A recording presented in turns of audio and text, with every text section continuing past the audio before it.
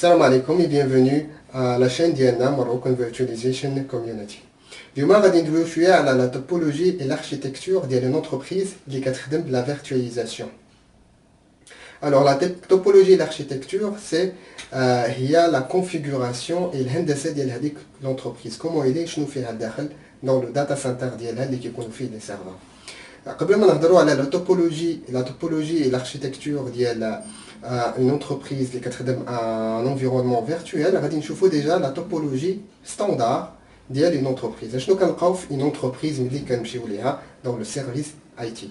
Alors dans une entreprise ملي كنمشيو للداتا سنتر généralement في le data center كاين des serveurs, كاين بزاف ديال les serveurs. Alors هاد les serveurs كيف ما كتعرفوا le rôle principal ديالهم هما كيعطيو des services les utilisateurs. Nous avons des services, par exemple, un serveur fait un contrôleur de domaine. Le contrôleur de domaine qui a le service, la création des comptes d'utilisateurs et les droits d'y aller. Je peux par exemple, une imprimante ou je peux par exemple. Il y a d'autres serveurs qui sont le data center de l'entreprise, par exemple, un serveur d'application. Un serveur qui a un programme de facturation pour faire des factures. Il y a d'autres serveurs comme un serveur Exchange. Alors le serveur Exchange est le serveur qui a le service de save des emails ou de des emails des clients. Il y a un autre serveur comme le serveur web.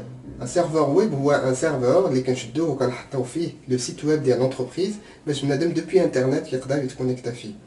Il y a par exemple un serveur de fichiers pour sauvegarder les données des clients qui sont à distance. Il a d'autres serveurs, par exemple comme un serveur d'impression. Il a quand une entreprise qui a 2000 personnes, il a 100 personnes qui ont une impression à la fois, 100 impressions de la charge. Alors qu'il y a un serveur dédié, qui gère la charge, je vais imprimer le haut, je compte Tiani, je compte l'autre. Il y a beaucoup de serveurs qui sont le data center.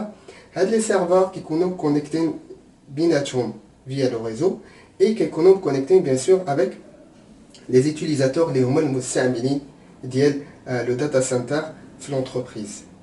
Il y a un composant aussi très important de l'entreprise, c'est le stockage.